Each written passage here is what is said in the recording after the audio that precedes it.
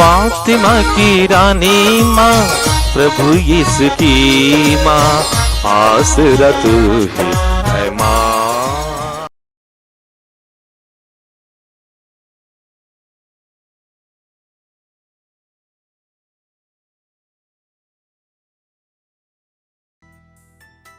पहला पाठ इब्रानियों के नाम संत पौलुस का पत्र, अध्याय 7, पद संख्याएं 25 से 8 का 6।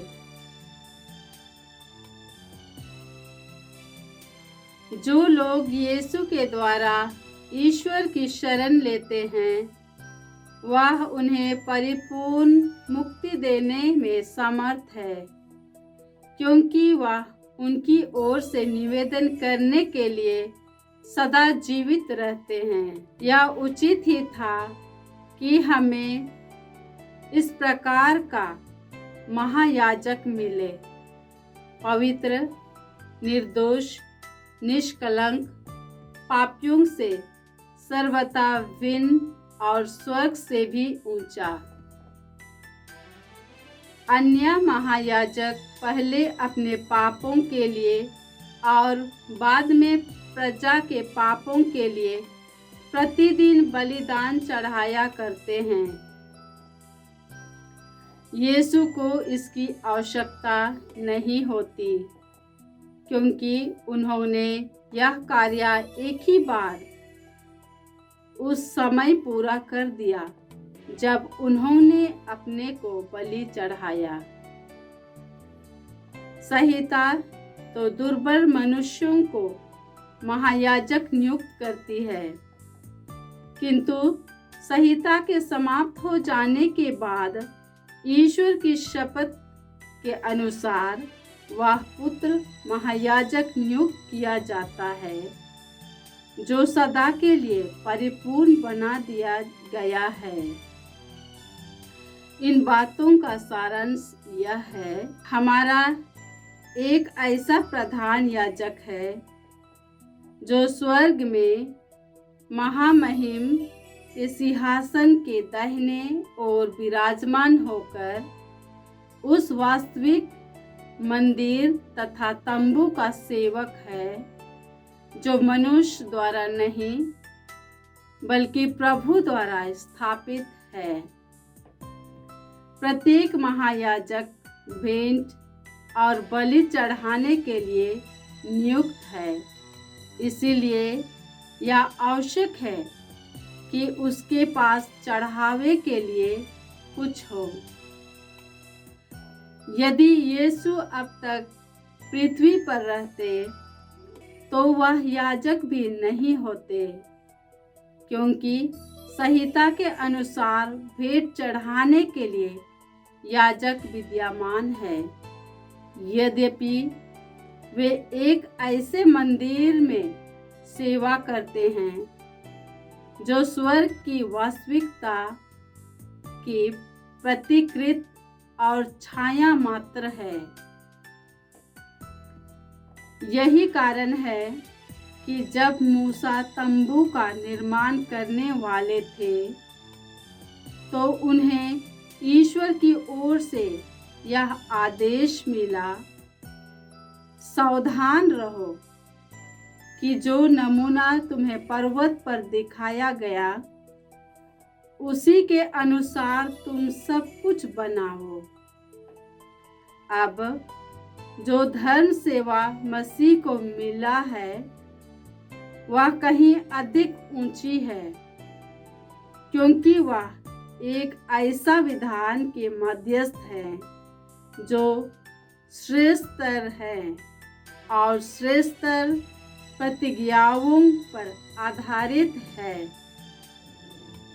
प्रभु की वाणी। ईश्वर को धन्यवाद। वचन अनुवाक्य।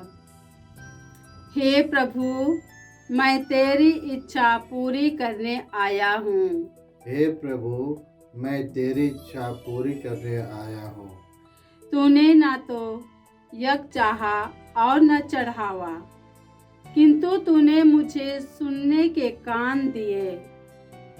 तूने न तो होम मांगा और ना बलिदान। इसलिए मैंने कहा, देख मैं आ रहा हूँ।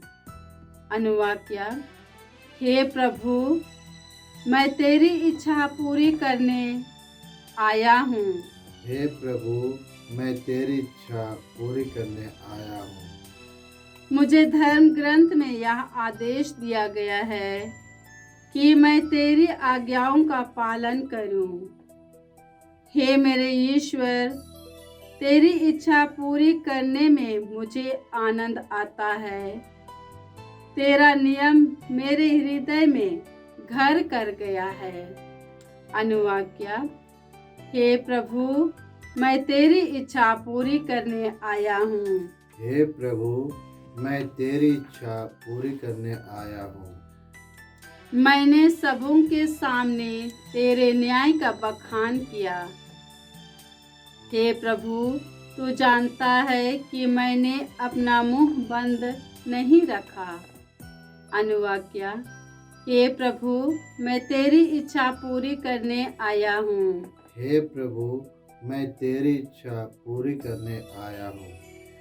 जो तुझे खोजते हैं वे आनंदित और प्रफुल्लित हो उठे।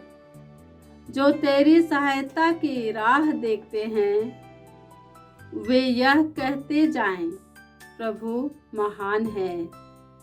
अनुवाक्य, हे प्रभु, मैं तेरी इच्छा पूरी करने आया हूँ। हे प्रभु, मैं तेरी इच्छा पूरी करने आया हूँ। जय घोष। हालेलुया। हमारे मुक्तिदाता यीशु मसीह ने मृत्यु का विनाश किया और अपने सुसमाचार द्वारा अमर जीवन को आलोकित किया। हालेलुया।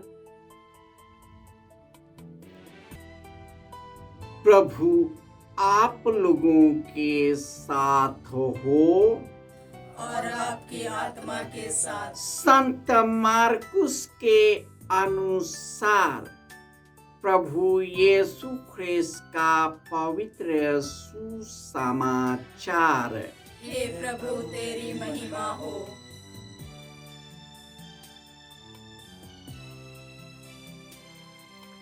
अध्याय 3 पद संख्याएं 7 से 12।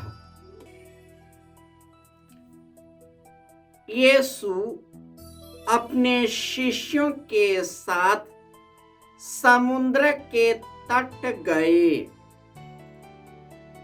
गलीलिया का एक विशाल जनसमूह उनके पीछे पीछे हो लिया।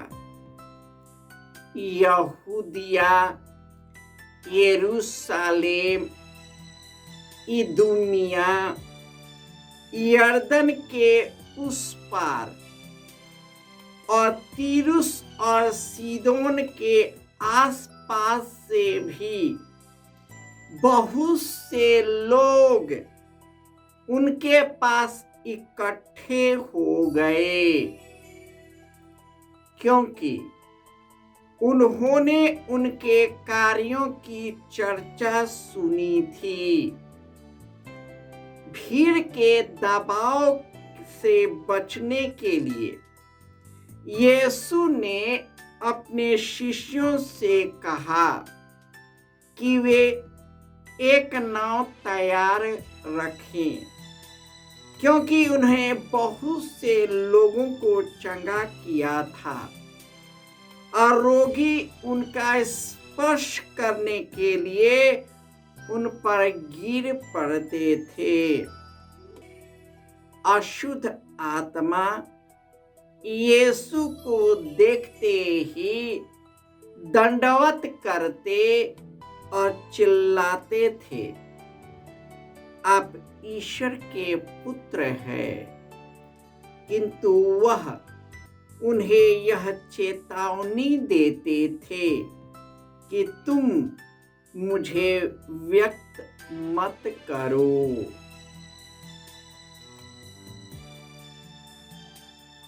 यह प्रभु का सुसमाचार है। हे क्रिस्त तेरी स्तुति हो। ख्रिस्त में प्यारे भाइयों और बहनों, महापुरोहित सबसे पहले अपने पापों के लिए और अपने लोगों के लिए बलि चढ़ाते थे, क्योंकि वे सभी पापी ही थे। परंतु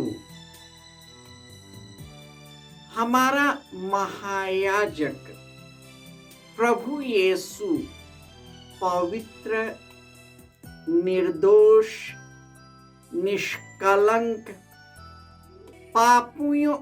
पापियों से सर्वथा भिन्न और स्वर्ग से भी ऊंचा